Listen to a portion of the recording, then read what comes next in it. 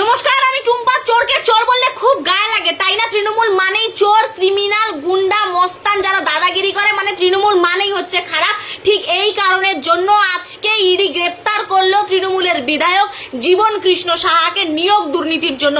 26,000 শিক্ষক শিক্ষিকার জীবনকে গিলে খেয়েছে এরা। এদের জন্য আজকে বাংলার এই অবস্থা। আর এদেরকে চোর, ক্রিমিনাল, গুন্ডা বললে পরে খুব গায়ে লাগে না? তৃণমূলের নিচু থেকে উঁচু পর্যন্ত যত নেতা রয়েছে সব কয়টা চোর। ঠিক এই কারণে ওই 130 নং বিল সংশোধন নিয়ে মাননীয় আর তার ভাইপোর এত মাথা ব্যথা ছিল। তারা খুব ভালো মতন করে জানে যদি ওই বিলটা সংশোধন হয় আর লাগু হয় তাহলে পরে তৃণমূল করনেওয়ালা এই বাংলার বুকে আর কেউ থাকবে না, সব কটা জেলে যাবে। আর যদি সবগুলা জেলেই যায়, কারণ চোর, গুন্ডা, মস্তান, ক্রিমিনাল নিয়েই তো তৈরি এই তৃণমূল দলটা। যদি সব কটা জেলেই চলে যায় তাহলে পরে দলটাই চালাবে কে? আর দলেরই বা হবে কি? আর মাননীয় থাকবেই বা কাদের মাথার উপর নিয়ে বসে?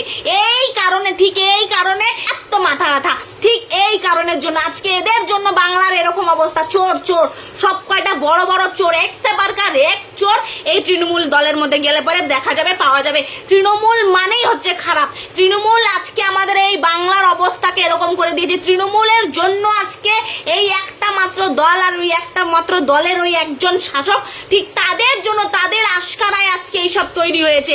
ওই যে আমি এর আগে একটা ভিডিওতে বললাম না, সকালবেলা পিসি ভাইপো মানেই ক্যাপসরা ঝামেলা, তামঝামের শেষ নেই। ঠিক তাই ওই জীবন কৃষ্ণ সাহা আর তার পিসি মায়া সাহা, মানে পিসি ভাইপো যেখানে ভেজাল ঠিক সেখানে। এই হচ্ছে বাংলার অবস্থা। চোর, সব কয়টা চোর। আর যে বা যাদের গায়ে একেবারে জ্বলে যায় না, এদেরকে চোর বললে, ডাকাত বললে, গুন্ডা বললে, ক্রিমিনাল বললে, তাদেরকে 1000 বার বলবো, 100 বার বলবো, চোর, ক্রিমিনাল, গুন্ডা। এদের জন্য আজকে বাংলার এই অবস্থা।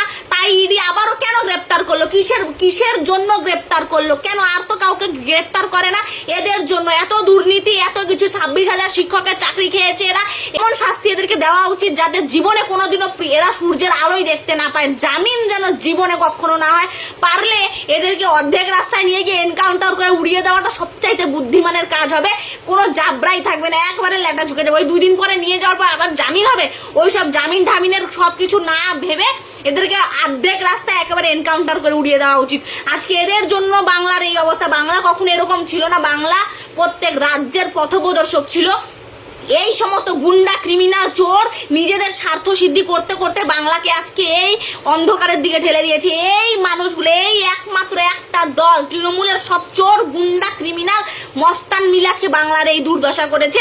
তাই এই সব কটাকে জেলে পোড়া উচিত, যাদের জীবনে কোনোদিনও এরা সূর্যের আলো দেখতে না পায়। এদের শাস্তি, মৃত্যুদণ্ড দেওয়া উচিত, মৃত্যুদণ্ড। 26,000 শিক্ষক শিক্ষিকা, তাদের পরিবার, তাদের ছেলে মেয়ে জীবনকে একেবারে তছনছ করে রেখে দিয়েছে এই একটা মাত্র তৃণমূল দলের এই চোর, গুন্ডা, ক্রিমিনাল গুলো।